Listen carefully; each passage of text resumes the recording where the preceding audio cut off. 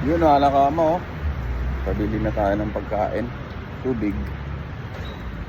Hirap pala mag-vlog pag ganito. Wala kang kasama pag mag-isa mo.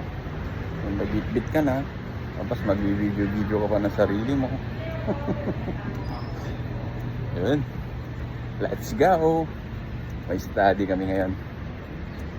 Natin mag-i-study. Ito kasi sa amin mga nanganak. Nabubulot. Ito kasi sa amin mga nakama, no? Sa nursing home, kailangan na talaga mandatory na may accumulate ka na numbers of hours ng study. So pag wala ka nun, syempre kick out ka sa nursing company.